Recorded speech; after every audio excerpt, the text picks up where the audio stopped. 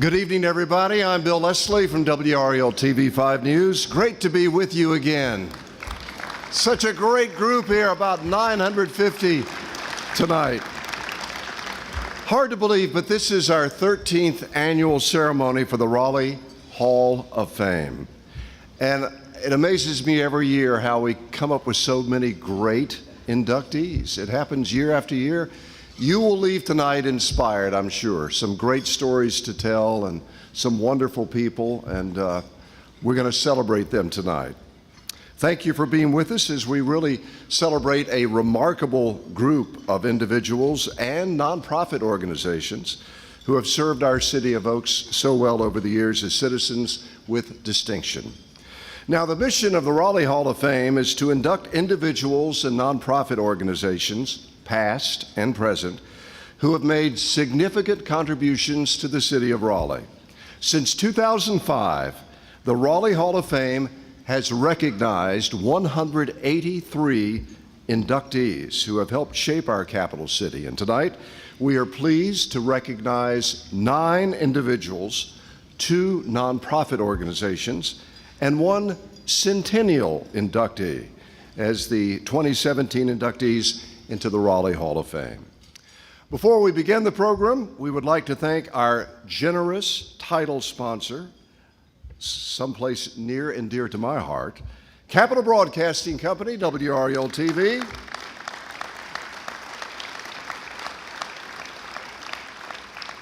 for producing the extraordinary inductee videos you will be seeing this evening and its continued support of the Hall of Fame over the years.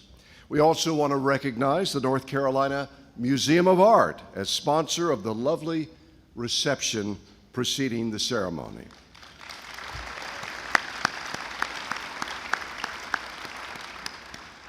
To begin our program this evening, I am pleased to introduce the chairman of the Raleigh Hall of Fame Board of Directors, Dr. Barry Malone.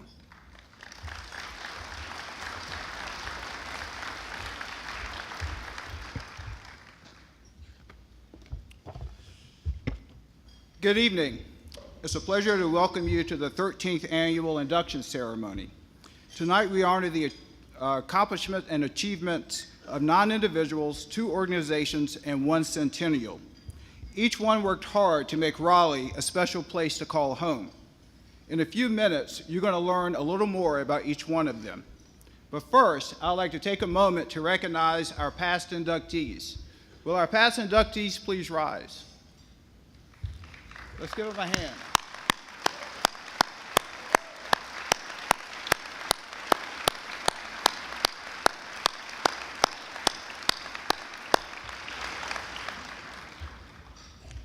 It's always great for us to come together to celebrate our city. Of course, this night would not be possible without the continued support of the community. On behalf of the Raleigh Hall of Fame Board, we thank all of the sponsors who every year support us. You'll find their names in our program, and we hope you'll take a moment to read their names, and if you see one of them, say thank you. Additionally, we want to recognize you in the audience, the people who come out to support us each year, and to support the inductees, or in some cases, just to raise a glass to the city of Raleigh. If you're like me and you grew up in this city, then you've seen this city change quite a bit in the last few decades. But the one thing that hasn't changed at all are the people that have constantly given back to this city and have made this a great place to live. In this room, there may be people that you believe are worthy of recognition. There may be people that you know or have known, living or deceased, that you believe are worthy of this recognition. There may be organizations. We invite you to nominate them to join us in the Raleigh Hall of Fame. You can find more information about nominations both in your program or by going to the Raleigh Hall of Fame website, raleighhalloffame.org. All nominations are selected by an anonymous committee, and we welcome your input. Again, welcome, and I'm sure you're going to enjoy this very special evening. It's now my great pleasure to bring up the Mayor of Raleigh, Nancy McFarland.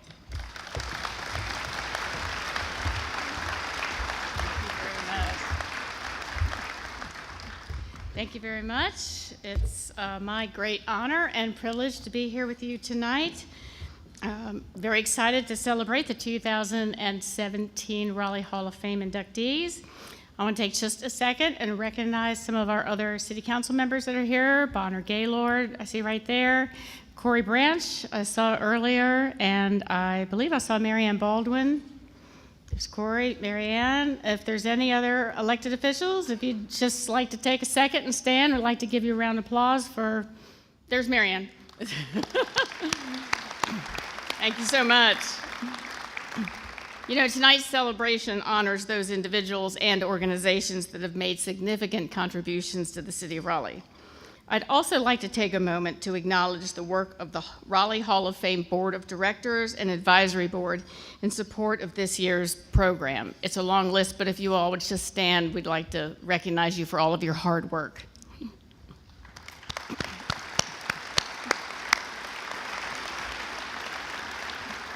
Thank you. You know, Raleigh is a great community, one that is fortunate to have so many that are dedicated and committed to giving back to the city where they live, work, and play. The individuals and organizations that we are honoring this evening span generations and all stand out for their commitment and service to the City of Raleigh. As a growing community, we often look to the future. How do we develop? How do we provide services for an expanding and diverse population? How do we attract businesses, jobs, et cetera? But even though Raleigh remains atop of the best of list in the country, we must remember that we are who we are and where we are due to the many contributions of those that came before us. Tonight is an opportunity to reflect upon and celebrate our accomplishments to date and those individuals and organizations that have contributed greatly to our community's success. I want to commend and thank all of tonight's inductees for their hard work, time, and effort in the City of Raleigh. You've helped shape and influence our community in so many positive ways. On behalf of the City of Raleigh and my fellow council members, I want to congratulate all of the 2017 Raleigh Hall of Fame inductees, and thank you for all you've done and continue to do for the City of Raleigh. Thank you.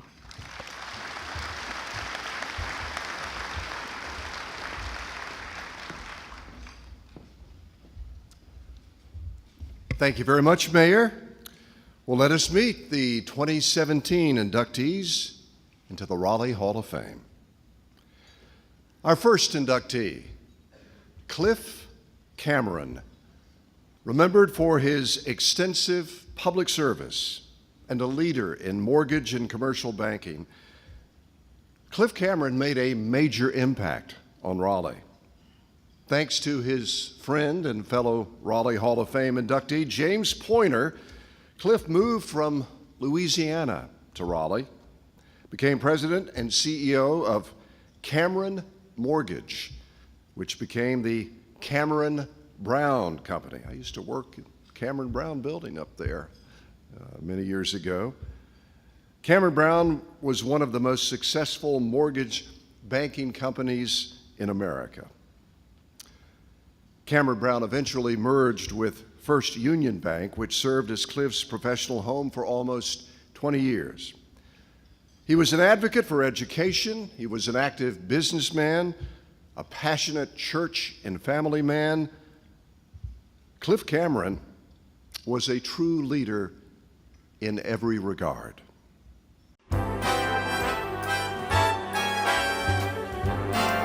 Well, you know, I think Mr. Cameron, while he was only here in Raleigh, Wake County for about 20 years, because of what he did in those 20-year time frames with Willie York and with Ed Richards and Jim Pointer as part of redoing the new Raleigh. After the Depression of the 20s and in the 30s and 40s, we really needed to get North Carolina and Raleigh going because we were a state capital that was comfortable being just a state capital. But he brought a business sense when he came and joined Fidelity Mortgage Company that Jim Pointer had created. They met in the military and he invited him to come be a part of that program. And so with the Cameron Mortgage Company, was smart enough to go out to Cameron Village, no relationship to that Cameron, and be Cameron Mortgage Company. So everybody wanted to borrow a mortgage. So he recognized we needed capital. We had lots of small banks and we had 2 savings and loans. But the ability to sort of have capital to be able to grow properly and encourage that, you needed that process. And we were what you'd call a capital poor state.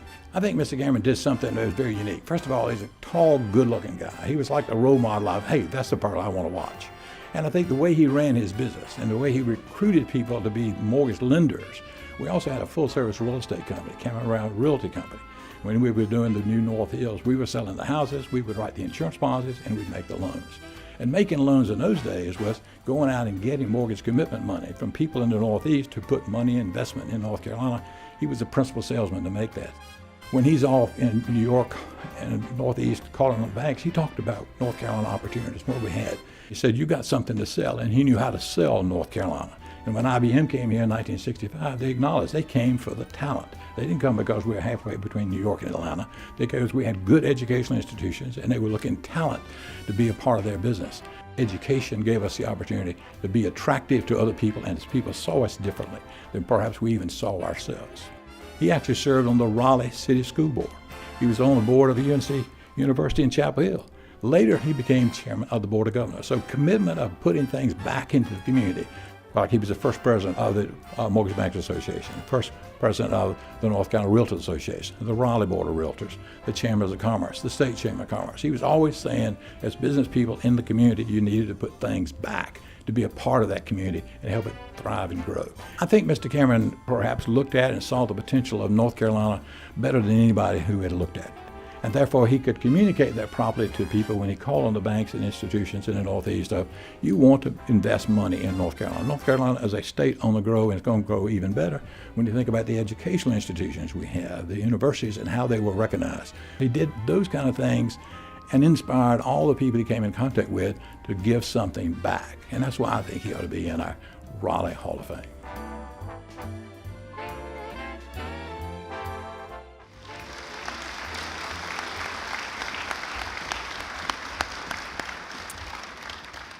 Please join me in welcoming his daughter, Sherry Cameron Worth, who is accepting the award on Cliff Cameron's behalf this evening. Thank you so much, Sherry, for being with us.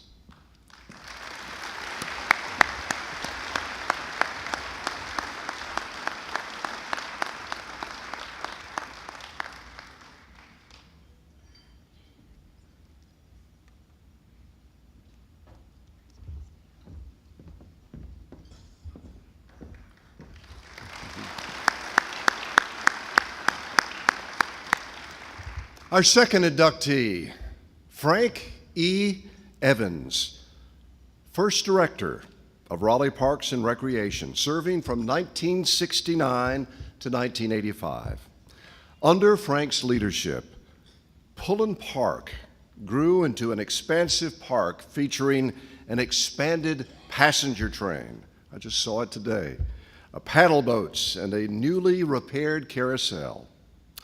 He furthermore launched the earliest comprehensive local greenway system in the country and created Raleigh's first official 4th of July celebration.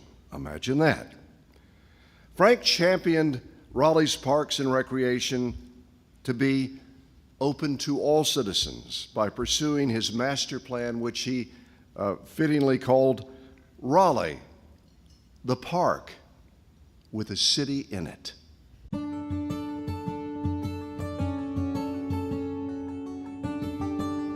I think that he made a great impact on the city of Raleigh with his vision and his plans that he had from the moment that he arrived here. He flew into Raleigh in 1969 for his interview. And when he was flying in, he saw all the trees and the green space, and he said, this is where I belong, and I'm going to call it Raleigh, the Park with a city in it. And then he set out to make that happen. He was from New Jersey, and he had been director of Parks and Recreation for cities up there. And he saw what happened when you didn't preserve green space and how important it was that you have green and nature around for people. You know, you can't just have cement and all of that. So what he wanted to do when he came here was to make sure that Raleigh didn't become like the urban north, that there was greenery and leisure so he could touch the quality of people's lives. Under his tenure, they acquired 1,170 acres of land, park space. He built mini parks in the more urban areas of Raleigh so that people would have a place to go that was low maintenance but still have a place to play and have a good time. And they had 4 buildings when he came to Raleigh. And when he left after 15 years, there were 21 buildings of centers like Sertoma Arts Center out at Shelley Lake and all of that. And he took Shelley Lake and made it from a floodplain into that beautiful lake that it is. I think he would feel that his greatest contribution, besides the parks and the pools and all, would be the greenways. He loved his greenways, the linear parks that connect so people everywhere can go out and just walk a little bit or walk a lot. And he was so proud of the greenway system. One of the best treasures that we had was the red ribbon that they used to open all the different parks and pools and whatever they were doing. And every time they opened one, they would take a piece of that ribbon, write the date, the center or the park or the pool, whatever that was on it, and along with the date, and then they tape it together. He was here 15 years, and there were 69 different events that were marked that way. After he died, I was picking up a neighbor's son from the Millbrook Tennis Center, and I looked around, and I had to pull the car over. And the tennis courts were full, people were coming in and out of the pools. Every baseball field had a game going on and cheering in the background. The dog park was full of dogs, and people were going in and out of the exchange center. I called my brother on the phone and I said, his work lives on.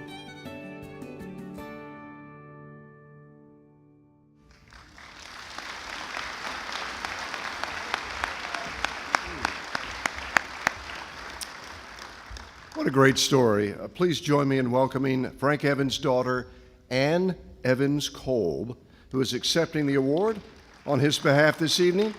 Ann, what a pleasure to have you with us tonight. Love your interview.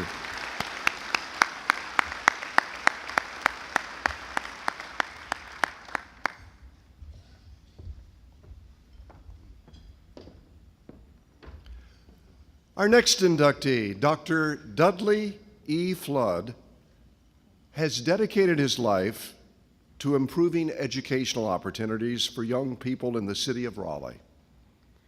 A former teacher, principal, and associate superintendent with the Department of Public Instruction, Dr. Flood worked tirelessly to promote creative solutions to bring together white and black students during the days of desegregation. For decades, his commitment to education and public service has defined Dr. Flood as one of Raleigh's most significant contributors to our youth.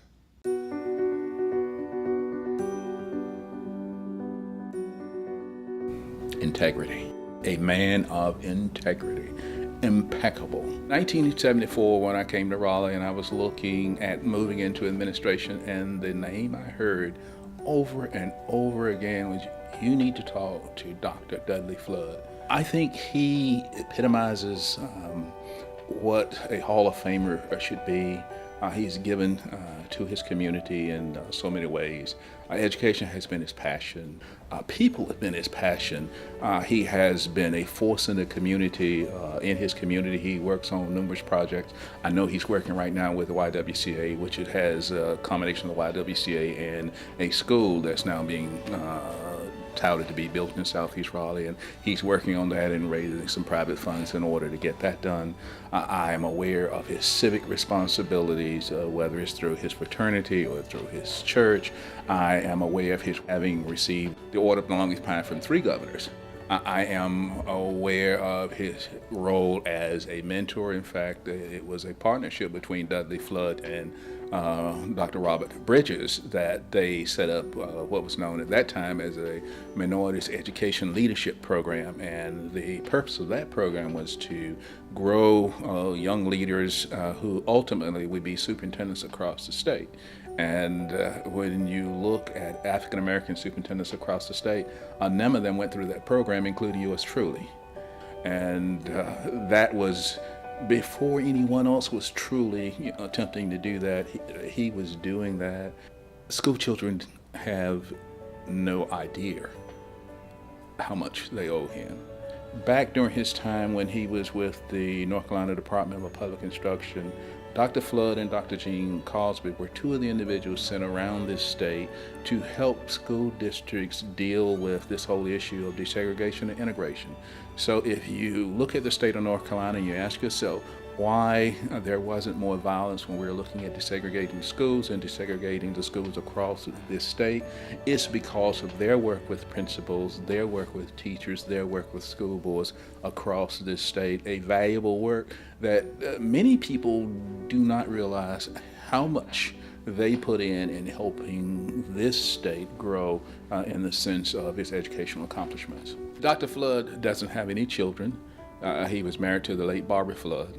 But I think if you would ask him, he would tell you that the children that are mine are numerous.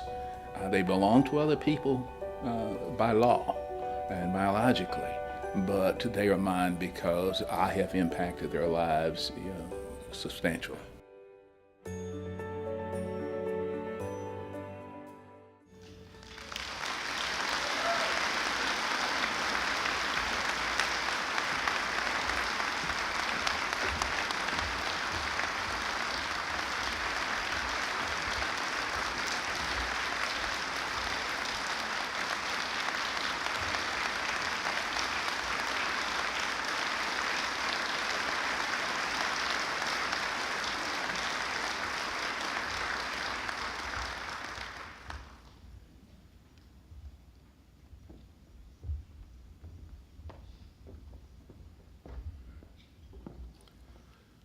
I am pleased to introduce our next inductee, John Kane. For the last 4 decades, John has transformed Raleigh's approach to development. As a visionary, he has brought the concept of sustainable mixed-use development to the forefront of Raleigh's growth.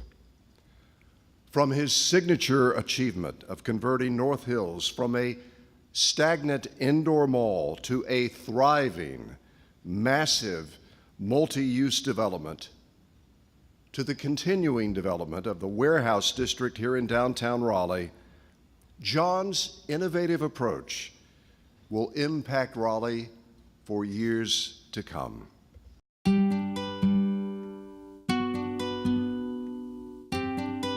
I think John's changed the way a real estate developer is perceived. He's very understated, very approachable. He's a neighbor himself. By being a neighbor, he really does have what's one of the company's principles is to treat others the way you'd like to be treated. And so he's approaching what is the real estate development as what's right for the community. North Hills was a wonderful place, a mall that Ed Richards had developed, the old North Hills Mall, and everyone loved it.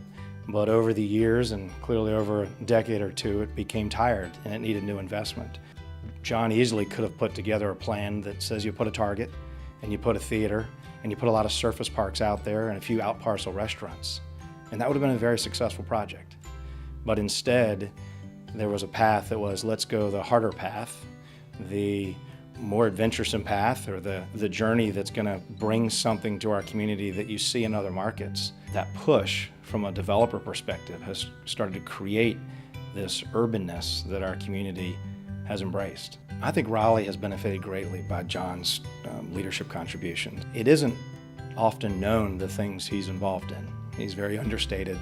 He's not seeking credit for the things he's a part of. He's Vice Chairman of the RDU Authority. He's Chairman of the Research Triangle Research Partnership.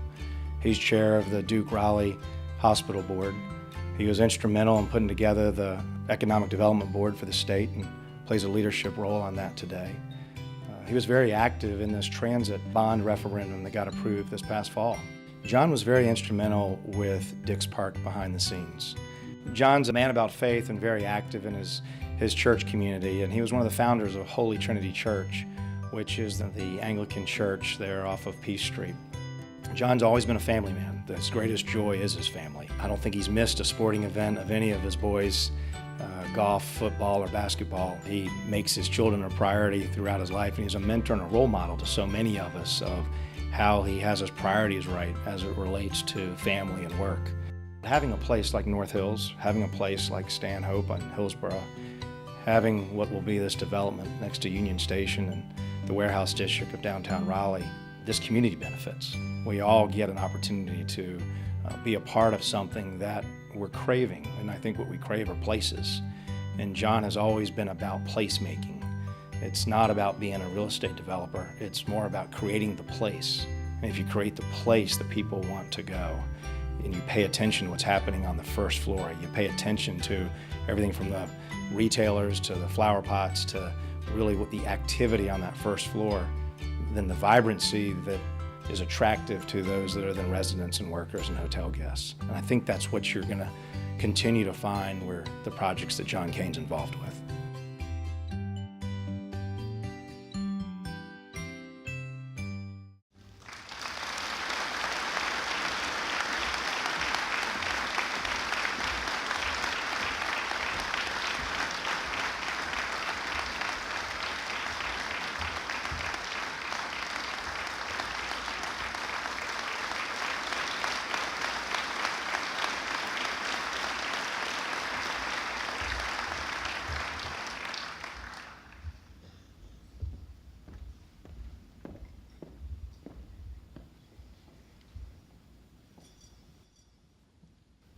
Our next inductee, Dr. Tift Mann.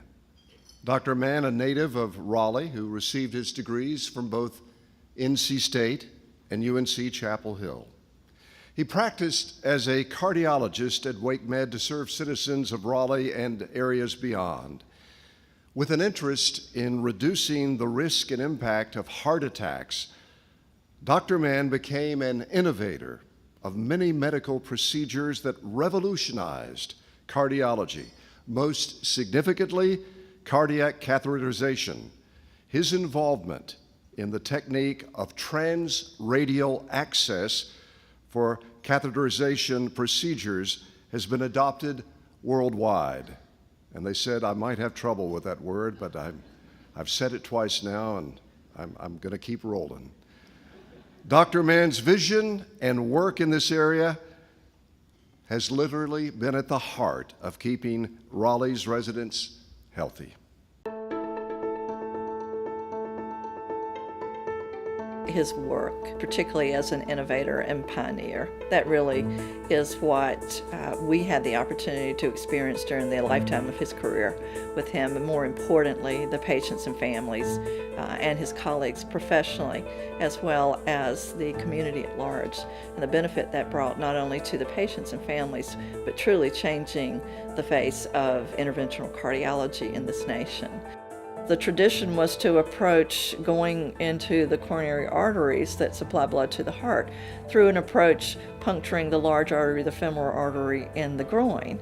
And he had an opportunity to work with a gentleman who was in the Netherlands, Ferdinand Kemeny, who is the individual who started transradial, or going through the wrist, the radial artery in the wrist, to do coronary casts and interventions. And so he had an opportunity to train with him, and then brought that research and work back to Wake Med. He also went forward with that by conducting and publishing the first transradial approach trial in the United States.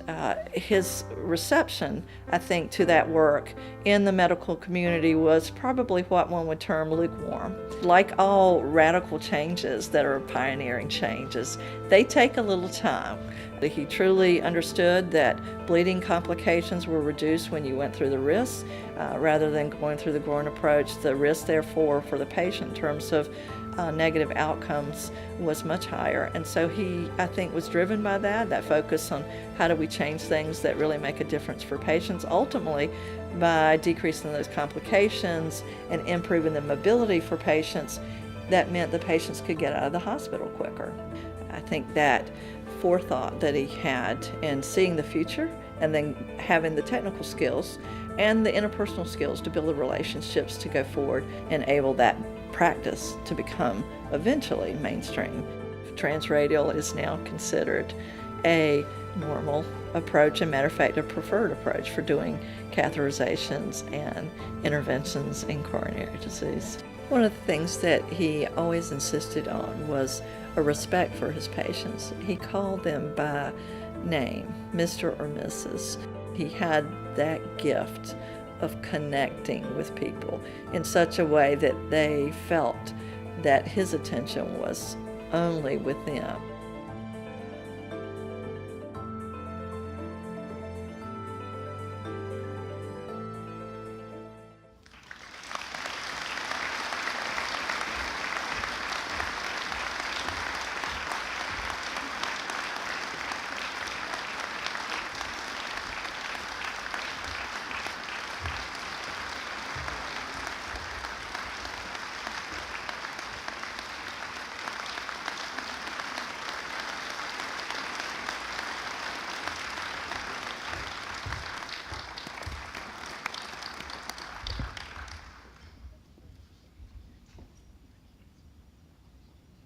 Lou Willett Mitchell has the ability to perceive the needs and opportunities before they become obvious to others. Lou began her community service at a young age, transforming into an exemplary leader of many institutions in Raleigh, member of the Junior Women's Club of Raleigh, service on the North Carolina Capital Foundation, and participating in organizing the Make-A-Wish Foundation. Those were just some of Lou's many accomplishments. But much of her passion today exists with the care of animals, especially by serving on the turtle team for the North Carolina School of Veterinary Medicine. Lou says she lives each day to accomplish something, not merely to exist.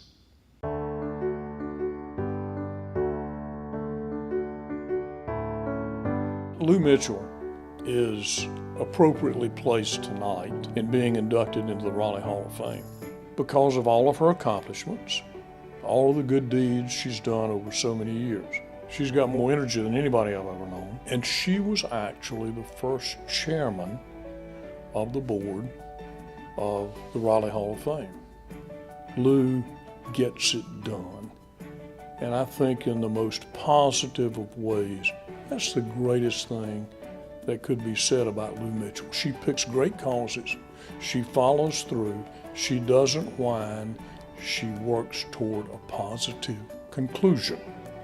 When the Falls Lake project was put into place, Lou was big in the Junior Women's Club at that time, and she organized all those ladies and other volunteers and planted over 250,000 pine trees in that watershed area.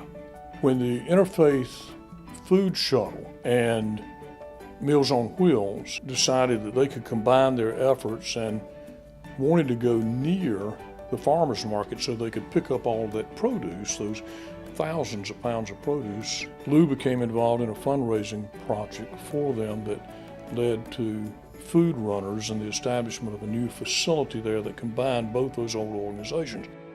When Barbara Goodman calls, you stand up, salute, take notice, get to work. And that's what happened when Lou became involved at Barbara's request with the Healing Place. And Lou got just a whole bunch of her enthusiastic friends and contacts together, and they made that thing happen. And I think that that is a great tribute to her in taking that call to action and then turning it into brick and mortar and programs and the lives that she has impacted in that regard, the people she's helped, the people she's saved through that creative endeavor. Lou's daddy taught her about adding to the woodpile, doing good deeds. And I think if you ask her, she would say that her father inspired her to do good things, to try to help out even in small ways, but to spend a portion of her life doing good things. No matter what it was, Lou Mitchell got into it enthusiastically and did it right. Burley and Lou are an unusual but a great pair. And the two of them together as a team, such energy, such never give up spirit, because she is a do person, a get it done person in so many positive ways, reaching so many people. That's why she ought to be in the Raleigh Hall of Fame.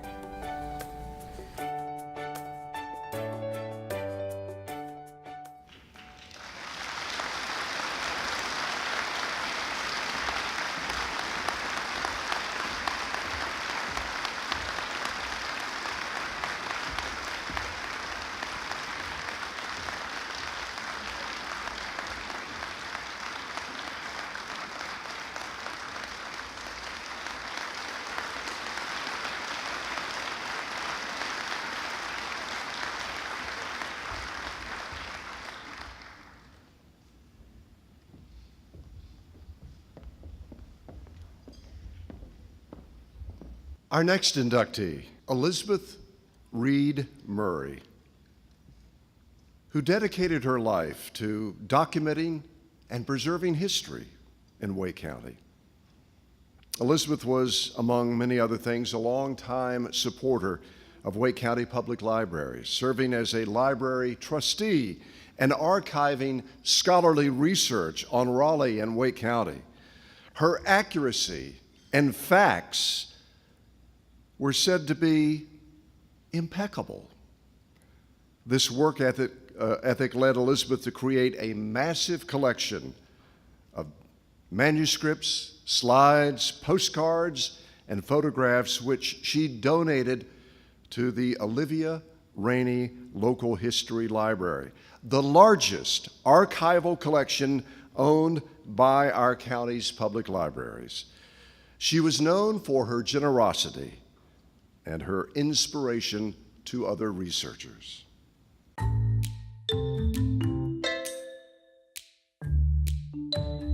I can't think of anyone else who has done more to preserve the story of Wake County and Raleigh than Elizabeth Reid Murray. As a middle-aged woman, she got interested in the history. She wanted to understand why things were the way they were here and how these names and places originated and the stories behind the people here. So she devoted her life. She decided that that was going to be her life's work, is to tell the story of Wake County and Raleigh. Well, I met Elizabeth in the late 1980s. I was a graduate student at NC State in the public history program. It wasn't long before I got an invitation to come and visit her home. When I went upstairs into her home, I was not prepared for what I saw. It was literally floor to ceiling books and papers and binders full of research notes, maps, microfilm. She had, microfilm of all the Raleigh, a lot of the Raleigh papers. She even had a microfilm reader in her home. I mean, she was set up to do research. The entire upstairs of her home, which was a fairly large home, was completely filled with Wake County and Raleigh history, and she was loving every minute of it. That's just what she lived for. She was a writer, and she wrote copy for WPTF as a young person and right out of college. She didn't major in history, but I think she was a historian too. I would call her historian. She wanted to make sure everything that she wrote, everything that was put out there for public consumption, that it was correct. When we started putting together the second volume of her I call it her Wake County history. I helped write it, but it was her book. When we started working on that, she said, okay, somewhere at the beginning of the book, we have to have a page where we set the record straight on the 1872 bird's eye map of Raleigh. She says, in Wake 1, that's what she called volume 1 of her Wake history. In Wake 1, I said that an artist drew that from a balloon. That was not correct, and I want to make sure the record is set straight. So she set aside a page. I don't know that this has ever been done. There's an apology page that's opposite the introduction of the book that explains that she had made an error. And I think that says a lot about her character, that she was willing to admit that she had made a mistake. Meticulous. Now you have this huge collection that she assembled in her home, but it was later sent to the Olivia Rainey Local History Library. So all of that material, a huge volume of material at our fingertips. I just would like to say what a kind and gracious and generous person Elizabeth was, and I think that's how most people remember her. She was very principled, and if she believed in something, she believed in it, and she would fight for it, tooth and nail. But she still was a very kind and gracious person, and that's how I'm going to remember her.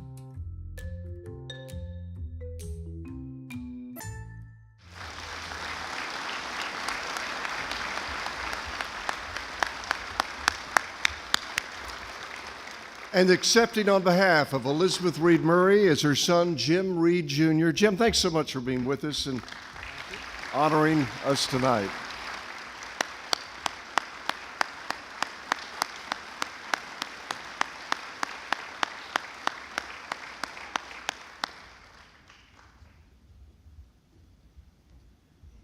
Defining what it means to be a public servant, inductee Betty Lou Ward was the longest-serving county commissioner in Wake County history until her retirement just last year. Through her commitment and dedication, Betty Lou has left an indelible mark on the county. She has worked so hard to support our schools, to protect our environment, and to build parks to make it a more beautiful place to live. More notably, her work with the United Arts and Communities in Schools shows her desire to help our area's youth become engaged in their community and to continue to thrive no matter what their socioeconomic status.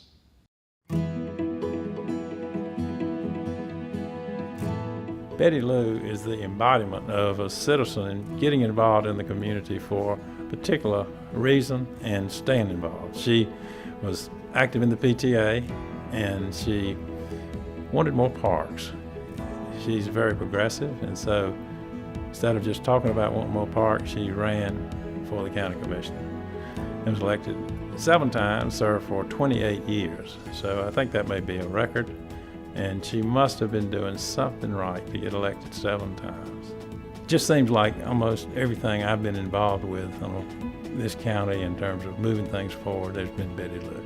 So I've known her in that capacity for so many years. We have here in Wake County very rapid growth. In fact, as of now, there's about 67 or 8 people per day increase in population.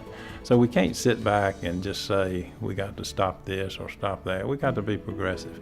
And she really represents that progressive approach. Well, I think key are parks, schools, the arts, and the environment. I think those are 4 things, 4 areas. Well, actually the arts and parks go together in her case because there's a fund that had been set up, the Betty Lou Ward Fund for Arts in the Parks. And so they have set that up, and so because of her leadership there, once a park is a certain size, there will be a certain portion of the funding for art in the park.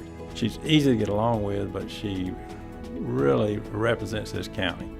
And whether there be an event in Knightdale or Garner or Morrisville, Betty Lou was there. She didn't have interest, as far as I know, in running for any other office. She loved this county and she wanted to stay involved. And as I said, she must have been doing something right.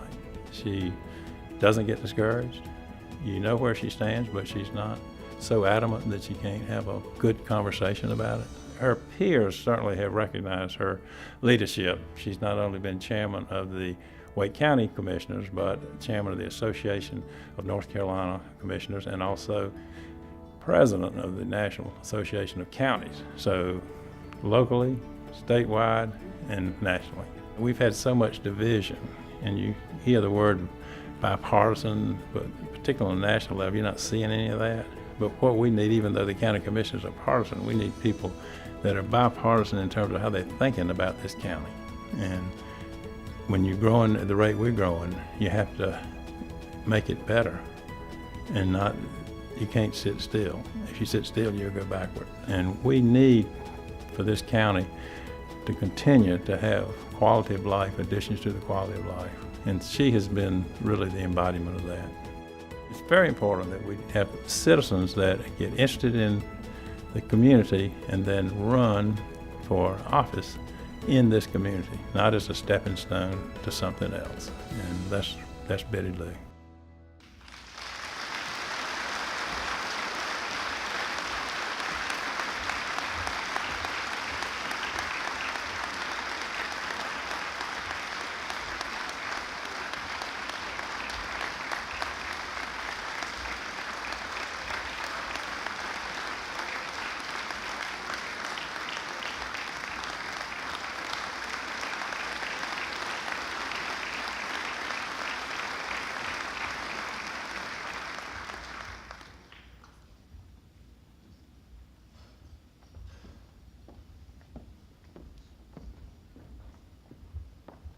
Our final individual inductee, Lawrence Wheeler, certainly a visionary for the celebration of art in Raleigh and all of North Carolina, for that matter.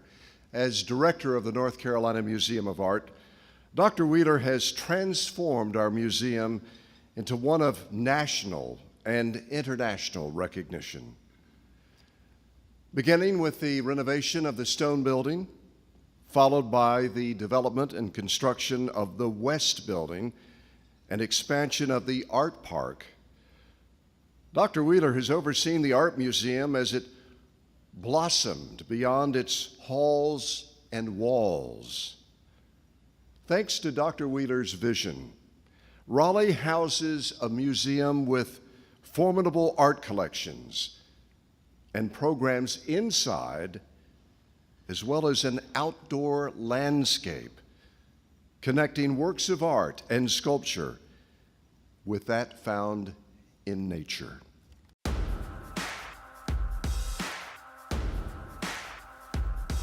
Larry Wheeler has managed to make Raleigh, North Carolina something important in the art world.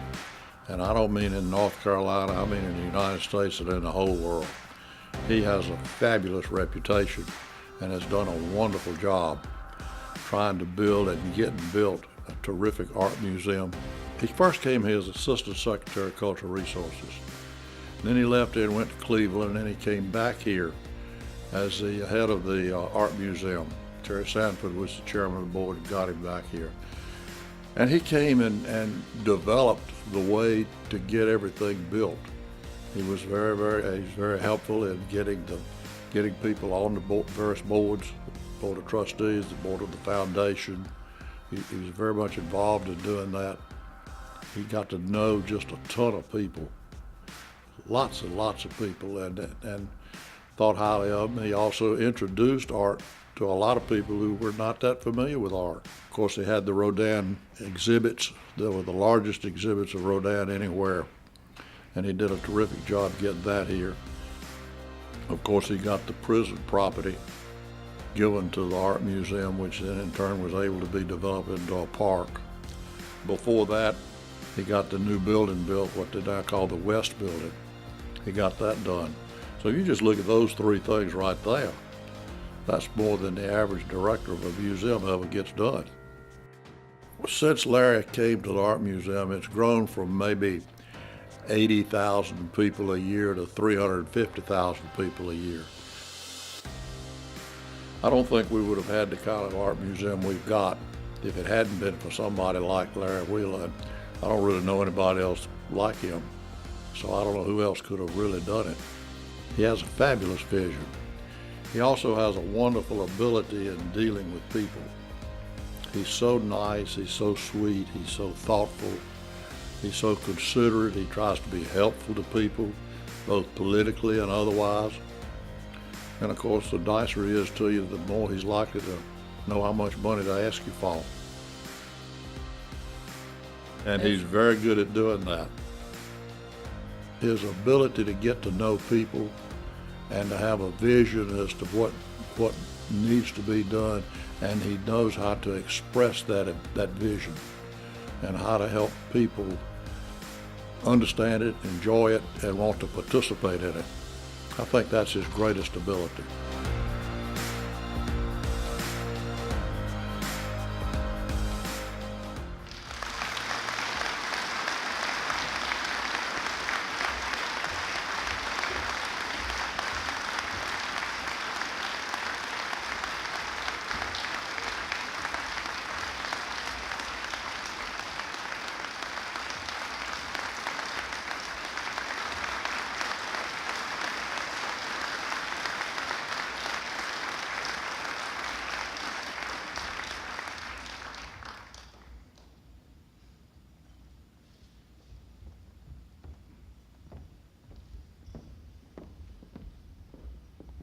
Okay, our first organizational inductee is Capital Area Soccer League, or CASL as it's known here in Raleigh.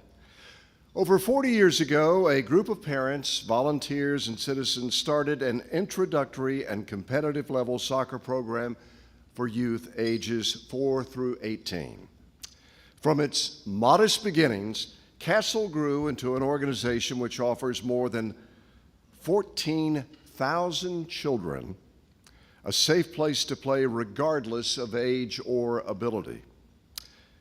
As one of the largest introductory soccer programs in the country, Castle, which is now known as North Carolina FC Youth, has become part of the cultural fabric of the city.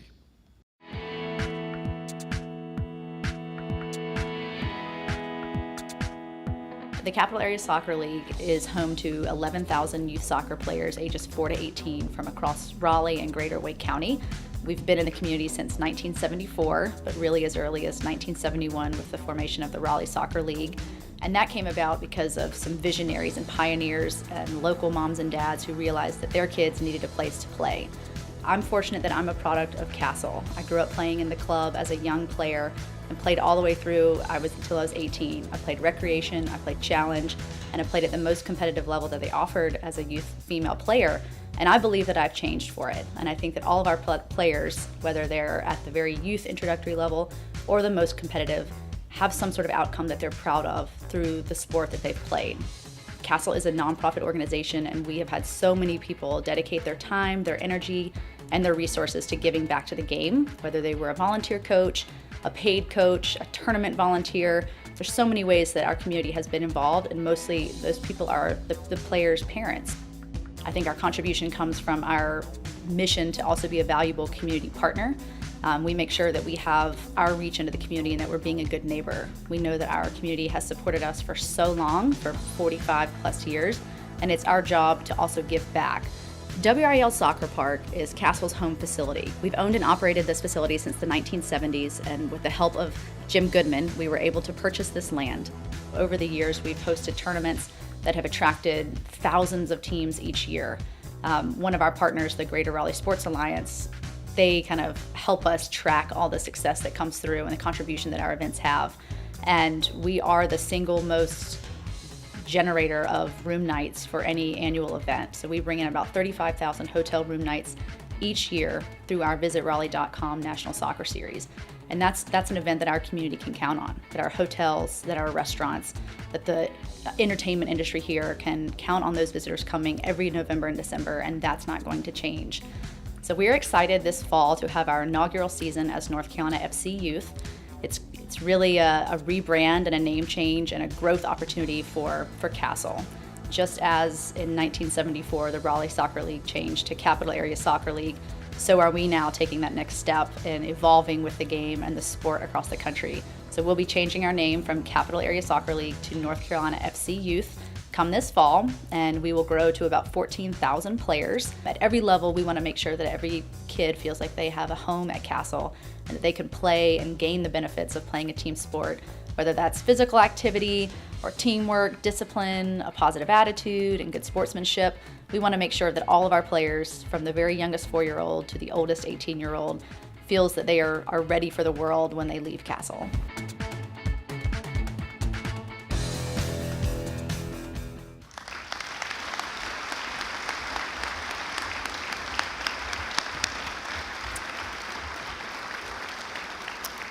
And with us tonight to accept the medallion on behalf of Castle is the CEO, Gary Butte.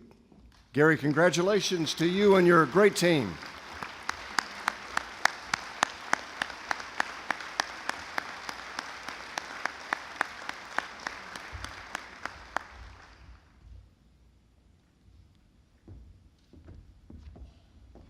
Our second nonprofit inductee is the Methodist Home for Children. Originally founded in 1899 as a faith-based orphanage for children, the Methodist Home for Children has grown and transformed into a place providing a bridge between what is needed for children and families in crisis and what state and local governments can provide in difficult domestic situations.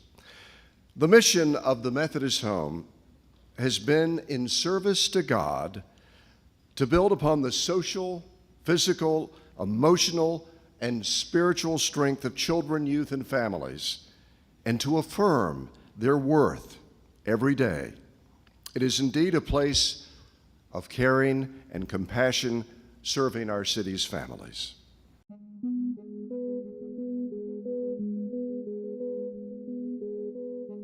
The Methodist Home for Children was founded as an orphanage in 1899. Cassie Bright was the first child to be received into care.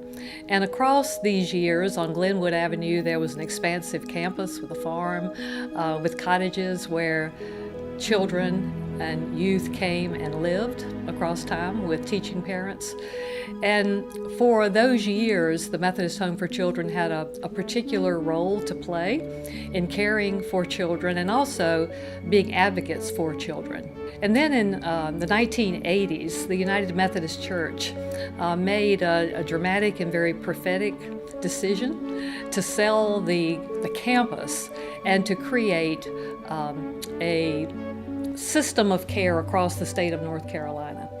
And when this was done, the numbers of children and families being reached became more and more numerous year by year by year.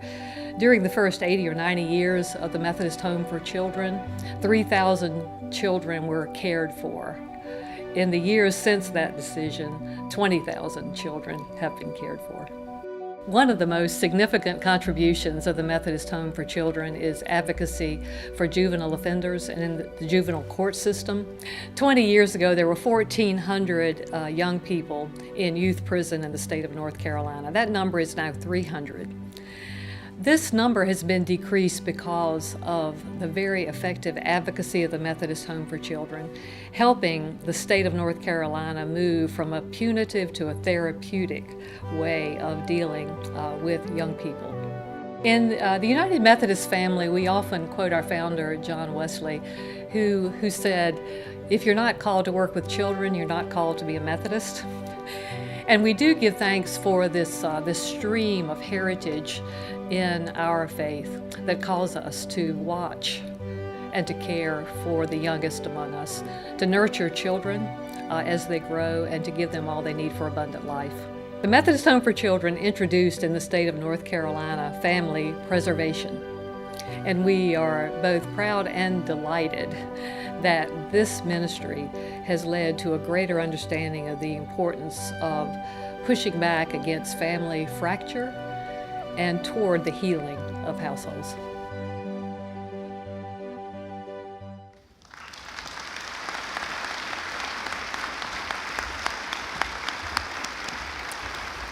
Please join me in congratulating Bruce Stanley, CEO and President of the Methodist Home for Children, as he accepts the Raleigh Hall of Fame medallion on behalf of the organization. Bruce, thank you so much for the home's continuous and meaningful service to the citizens of our city.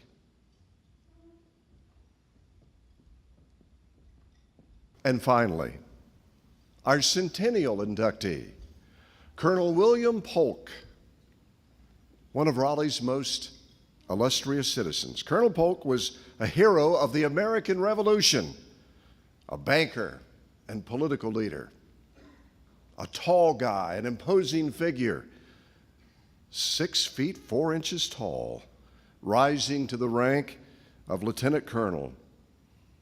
He was regarded as one of the leading Federalists in the state, from marching to join George Washington's forces in New Jersey, to giving a keynote address during a visit to Raleigh by General Lafayette. Colonel Polk was certainly one of Raleigh's most distinguished citizens of the day.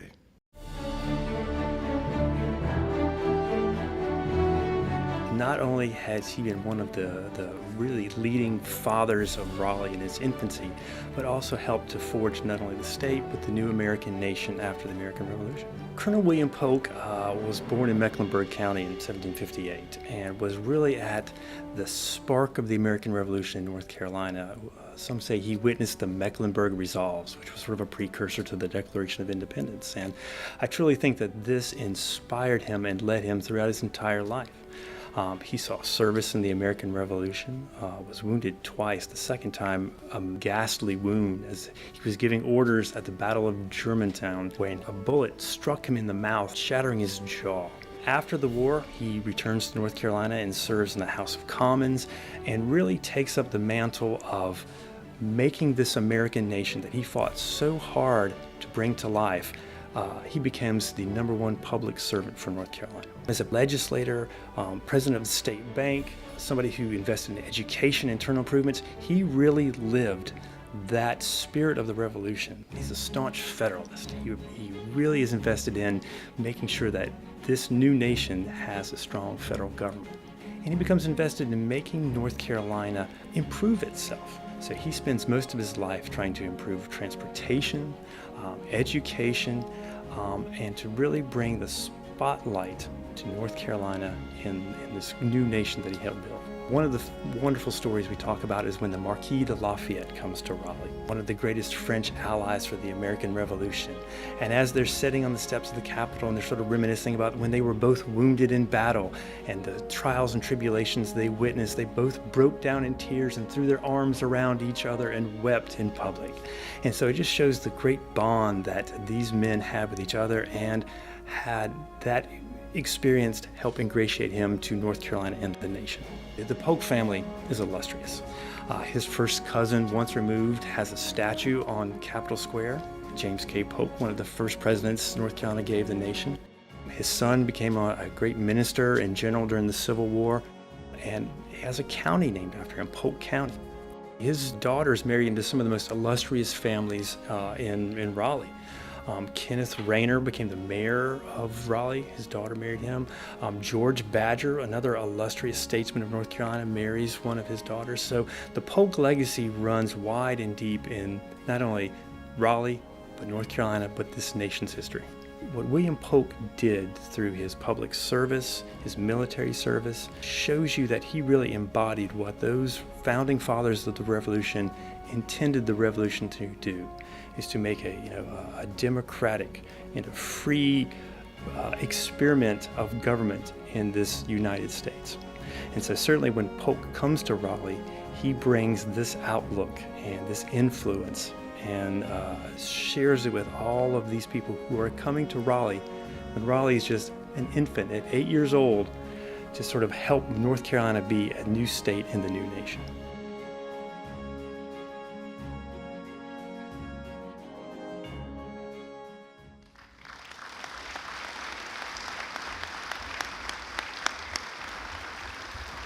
And accepting the medallion on behalf of Colonel Polk, please join me in welcoming the director of the City of Raleigh Museum, Ernest Dollar. Ernest, thanks so much for the wonderful commentary and for being with us tonight.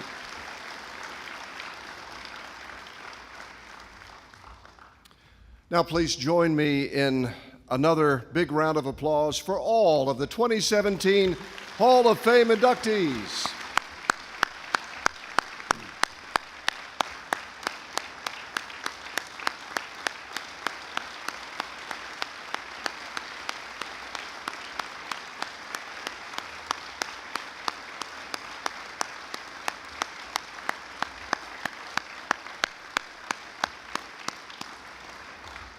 Terrific group tonight. So proud to be a part of this. We would like to express once again our gratitude to the title sponsor, Capital Broadcasting, WRAL-TV, and the reception sponsor, North Carolina Museum of Art. Our celebration tonight would not be possible without the additional support of our patrons and sponsors. Our grand patrons, our friends of Brown, Wynn, and Dignity Memorial, City of Raleigh, Julia and Frank Daniels Jr., Troutman Sanders, and our patrons, Brian Lee Funeral Homes, Concord Hospitality Enterprises, Williams Mullen. We're also grateful for the many other sponsors listed in your program tonight, so please, let's have a round of applause to express our appreciation.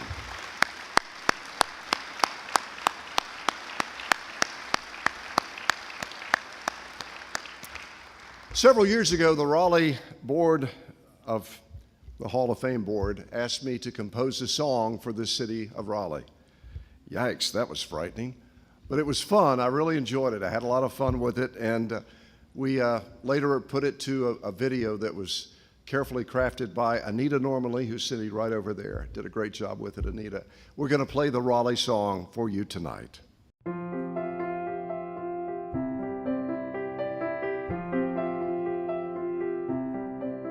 Where the acorns fall, where the trees grow tall, great ideas form, here where hearts are warm, with hospitality and rich diversity, where you can grow to be your best.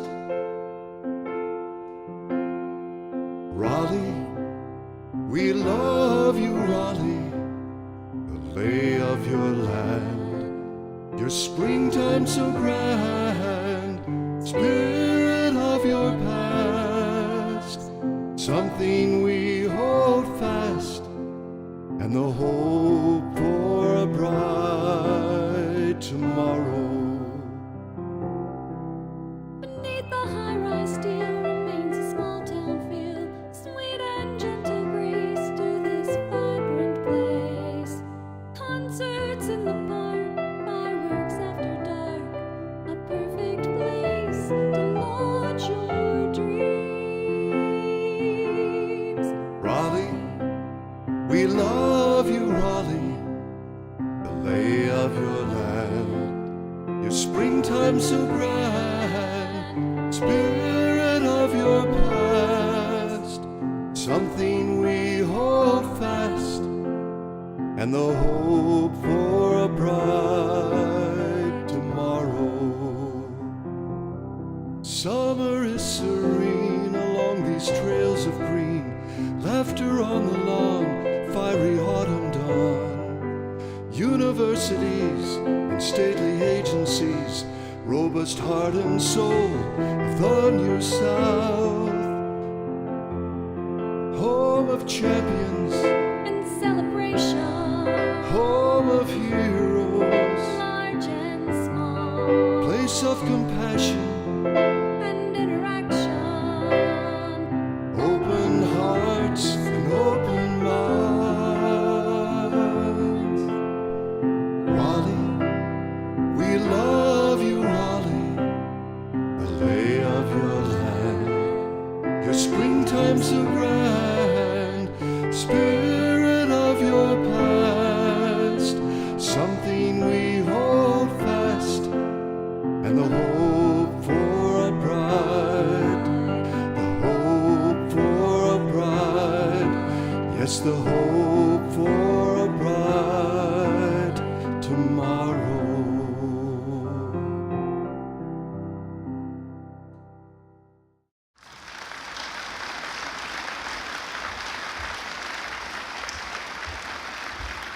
Thank you very much.